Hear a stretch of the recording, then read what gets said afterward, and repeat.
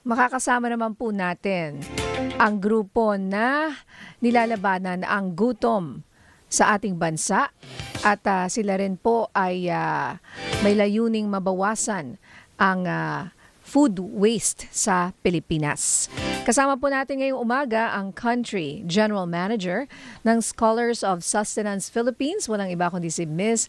Rachel Quintos Luna. Good morning sa inyo. Good Rachel. morning.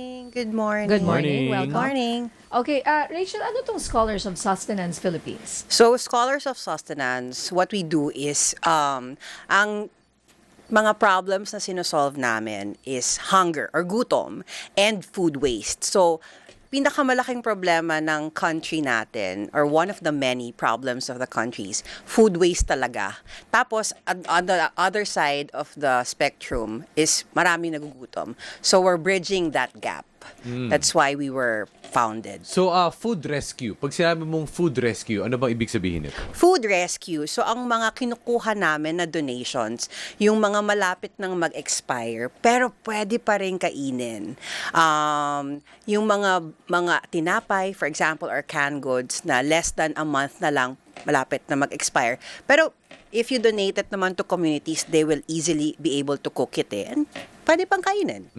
Kasi yung expired naman daw, parang ano lang man yun best by. Best before. Or, Best, oo. yes, Diba? yes, yes. Pwede pa. Pwede pa. Mga 3 months. Pwede pa. Oo. Oo. Siyempre, yung mga kumpanya na yan, just to be sure, they Yes, make it in yes. advance. But, so, okay, what else? What about yung mga, na-mention na ba yung mga restaurants? Yes, we actually, hotels? yes, we work with a lot of hotels. Actually, majority of the hotels in Metro Manila we work with. We also work with a retail store here in the Philippines. And then we work with food manufacturers and the farming communities. Alam ko hindi naman ito sa Philippines nag-originate. Yes. Pero siguro yung ano yung pinaka naging inspiration ng mga taga Scholars of Sustenance abroad na problema pala talaga to, no? At paano natin siya sosolusyonan? Marami kasi nagtatanong ano nangyayari sa mga pagkain sa buffet. So that's where it all started. Yun yung tanong, saan napupunta yung mga yung mga pagkain na hindi nauubos sa buffet, and that kaya siya nag-start. Oo. So ngayon, sa Pilipinas, mga gano'n na siya katagal? Sa Pilipinas, 3 taon pa lang. Oo, 3 Oo. years pa lang. Pero Yes, so yes. far, sino yung inyong mga sinaservisan? Kasi kapag sabi nyo nga, fast-moving, di ba? Yes, So oo. sino yung mga direktang nakikinabang nito? So ito yung mga tinatawag naming palaging nakakalimutan kasi hindi sila very cute in terms of social media. So mga street dwellers, that's number 1, elderlies, PWDs, PDLs or prisoners, and then we also have a program na we handle shelter animals. And farmers. Okay. So, paano yung process? Can you take us through your process? At kasi sabi mo, mabilis. Ano yan? Yes. Paano ba? Parang nai-imagine ko na eh. Yung parang kaguluhan sa kitchen. Every day. Warehouse. Every Oo, day. every Okay. day, oo. So, for example, tumawag sa amin si donor ngayon. Usually, ang kailangan namin gawin is schedule siya for a pick-up the following day. So, kinabukasan, dapat ma-pick up na namin. So, pag tumawag si donor, nag-identify na kami kung sinong community yung pagbibigyan. Tapos, on that day na mag-pick up kami, i-deliver na namin agad. So, before this even happens, yung recipient namin, alam na rin kung paano i-handle yung pagkain. Na kailangan, pag dinonate namin sa kanila, kainin nila agad. Or if, let's say, for example, frozen item siya, kailangan may kusina sila or may capability sila para i-reheat yung cooked food. Okay. So, tumatawag sa inyo. So, may partner hotels na kayo, mga regular. Madami. Yes, So, yes, yes. So, hindi ba everyday dapat merong excess yan? Well, mataas ang gas. So ang ginagawa namin, we schedule it on a specific day. So for example, for Makati hotels and Manila hotels, it is Sunday and Monday. For Pampanga hotels, it's Tuesdays. May days. May Oo. days. nakaschedule. Oo. Kasi Nakaschedule. Usually, mga beneficiaries inyo, Metro Manila lang or inabot din ba ng mga nearby provinces? The farthest, Nueva Vizcaya. Oh. We actually also try helping Cebu, pero only on occurrences na may disaster. Yun din, na-mention mo nga in our previous conversation, tumutugon din kayo, nagre-respond din kayo kapag may mga nabagyuhan, di ba? Paano yung proseso? Agad-agad ba? No. Or how do you respond? Paano yung proseso nito? Kasi di ba pag may calamity, there's always a lot of help at the onset. Yung pang first 2 weeks, maraming tumutulong. Papasok kami kapag medyo nakakalimutan na or kumukonti na yung tulong. So, post-relief kami pumapasok. So, mga 2-3 weeks after the calamity or the help has dwindled. Oo, kasi syempre marami pa rin mga nasiraan ng bahay. Yes. Marami namang hindi nakakabalik agad sa mga tahanan True. nila. So marami mga nag-extend sa evacuation center. Oo. Like for example, sa Cebu, parang 1 month na nandun pa rin sila sa mga evacuation center eh. So for example, yung sa mga hotels at saka yung mga pinapakain nyo dito sa Metro Manila, pang ilang families yan ang nakakakain o ilang tao? Good for 5, maximum of 7. Okay. Yung mga napapakain namin. So in total, We don't stick to a specific community kasi we don't want them to be dependent on us. So kami, we come in lang kapag may available and kapag malapit sa area yung donation namin. okay. So for example, hindi nga, oo nga, kasi or else asa lang sila ng Yes, asa. oo. Okay.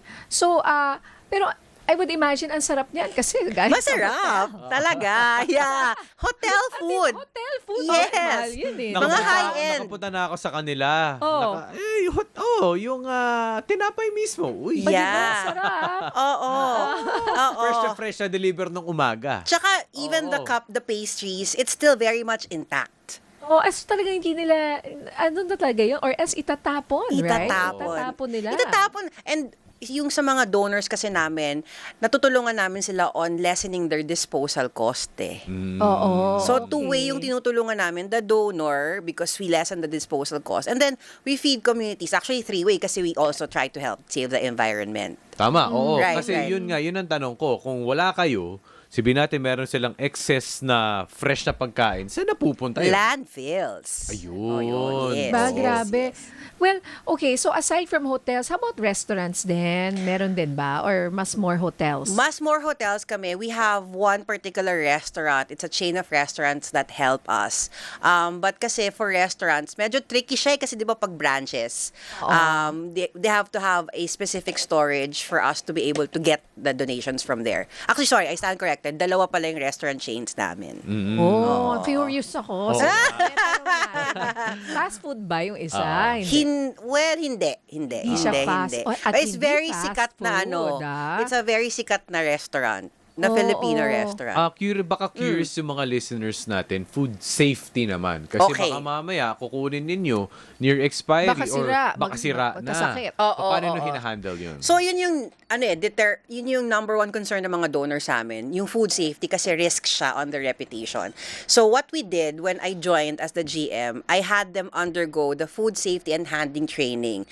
So pareho siya ng training na kinukuha ng mga hotels and restaurants. So pag sinabi namin, we are certified with food shop or that food safety training, alam na nila na automatic, okay, same standards. Pati yung beneficiary namin, we don't just get a beneficiary. Pero ngayon, ang ginagawa namin, tine-train din namin muna sila bago sila makareceive ng pagkain sa amin. Para same standards kami all throughout. So usually, pag nakuha na niyo yung mga donations, gano'ng kabilis nakakapunta sa mga beneficiaries? Ideal namin 24 hours. Maximum siguro would be 48. Okay. Saan mga communities na ang inyong mga natulungan? So we have a very strong partnership with Quezon City. Yan. Pasig also, Pasay, and I would say Tondo. Manila, yes. And usually kapag nasa on-ground kayo, ano yung mga nakikita mong realities ng mga beneficiaries natin? Ang dami pa rin nagugutom Tapos, at the same time, pag pumupunta ka naman sa mga food manufacturers or let's say mga hotels, ang dami pagkain. Oo. So talagang, it's so perplexing for me. Bakit hindi natin naiisip na pwede nating i-bridge yung gap? Oo. And at the same time, ano sila? Yung mga on-ground, yung mga komunidad, unemployed? Unemployed, Maraming street mga dwellers. street dwellers. Street dwellers. Homeless. Homeless talaga, Oo. yes. Na hindi nila alam kung saan nila kukunin yung kakainin nila Yes. sa oras na yun. Yes, oo. Mga matatanda rin na abandoned na, yon. And at the same time, no, paano na siya nag-grow? At least yung mga feedback ng communities na kung wala siguro kayo, saan na sila kukuha ng pangkain? Parang paano yung naging great effect sa kanila, yung mga katulad po ninyo? I think I want to start with the donor side. Parang we were able to offer a good solution for their CSR and their disposal, right?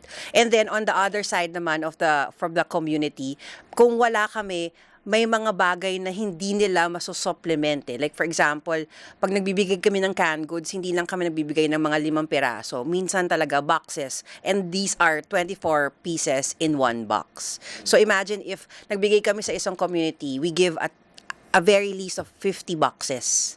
Wow. Yes. So, sino nagtatago nun? Yung barangay? We work very closely with the barangay, but we make sure na walang tinatago si barangay. Dinidistribute nila agad sa families kasi check namin eh. Oo. Talagang May nagre-request accounting. kami ng documents. Oo. Tsaka nag-surprise visits.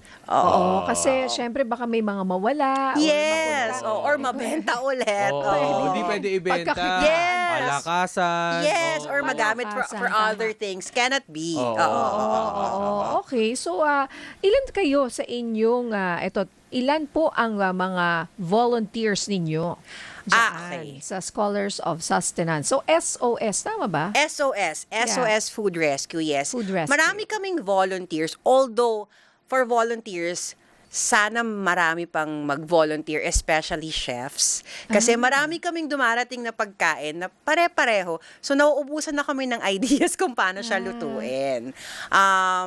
Pero yung steady set of volunteers namin, I would say, katulad kanina, meron kaming from the BJMP.